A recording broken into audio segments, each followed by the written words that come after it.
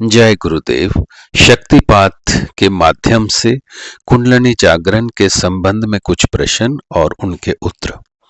प्रश्न तो क्रिया को चित्त स्थिति प्रभावित करती है। गुरु महाराज, यदि चित्त स्थिति क्रिया को प्रभावित करती है तो क्रिया भी चित्त स्थिति को प्रभावित करती है, अर्थात क्रिया के संस्कार क्षय होकर चित्त स्थिति बदलती है, नए संस्कार उदय हो जाते हैं तो उनके अनुसार क्रिया का रूप भी बदल जाता है तथा उन्हें भी क्षीण कर देती है। इसी तरह क्रिया का प्रभाव भी चित्त पर पड़ता है। एक दिन ऐसा आता है जब क्रिया चित्त को पूर्णतः स्वाभाविक अवस्था में ला देती है। प्रश्न, गुरुदेव, ये तो हुई क्रियाओं की बात, मन लय कब होता है? गुरु महाराज, लय का स्थान आज्ञा चक्र है, जहां जाकर ध्यान लग जाता है। जब ध्यान की प्रगाढ़ अवस्था आती है तो संप्रज्ञात समाधि का रूप धारण कर लेता है। तब वृत्ति ध्येय आकार होकर लय में अवस्था उदय हो जाती है। प्रश्न, ये ध्यान संप्रज्ञात समाधि कैसे हो जाता है? ध्यान की प्रगाढ़ अवस्था आ जाने पर अब ध्यान और समाधि का अंतर के बारे में बात करते हैं।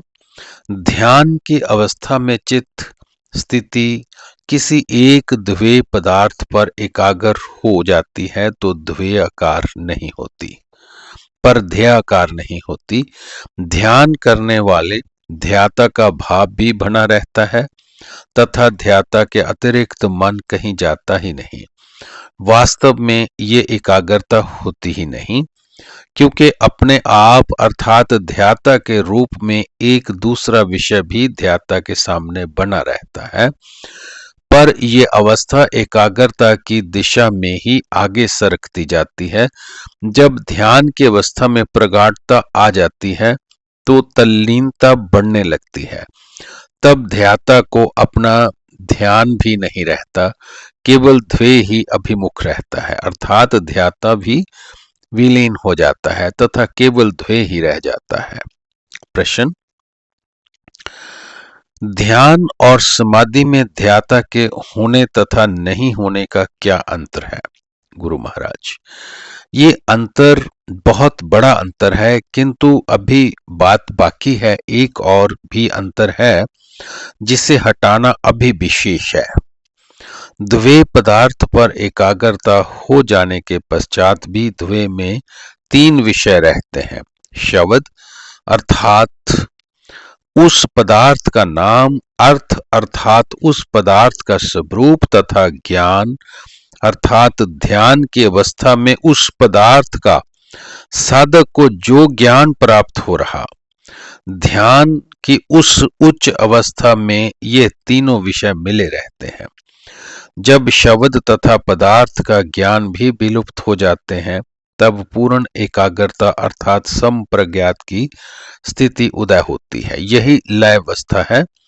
इसमें चित्त के बाकी सब भाव, विचार, वृत्तियां, क्रियाएं बंद हो जाती हैं तथा ध्याता द्वैयाकार हो जाता है। यदि नाद अभिमुख विषय है तो वह नाद रूप ही हो जाता है। प्रश्न, ध्याता, ध्यान, ध्येय में ध्याता शेष रह जाता है या ध्येय? गुरु महाराज, ध्याता तो कभी विलीन हो ही नहीं सकता। विलीन तो ध्येय तथा ध्यान को ही होना पड़ता है, किंतु ध्याता अपने स्वरूप त्याग कर ध्येय के स्वरूप को ग्रहण कर लेता है।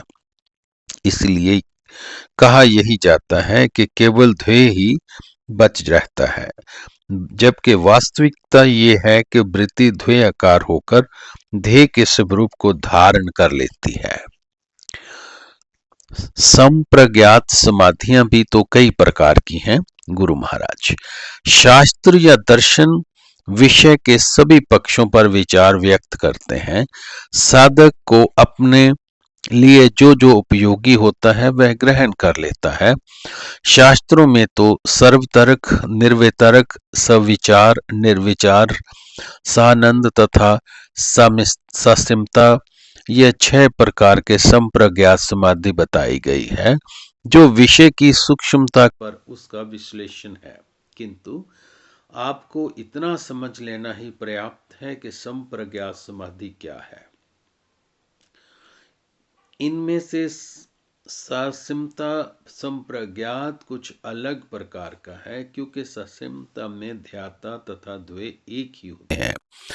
अर्थात ध्याता अपना ही ध्यान करता है तथा अपने आप पर ही एकाग्र हो जाता है। उसे ये ध्यान भी नहीं रहता कि वह अपना ध्यान कर रहा है। ससिमता संप्रज्ञात समाधि संप्रज्ञात की सबसे ऊंची अवस्था है, जिसमें द्वे पदार्थ अन्य कोई पदार्थ नहीं होकर अपना आप ही होता है। जय गुरुदेव।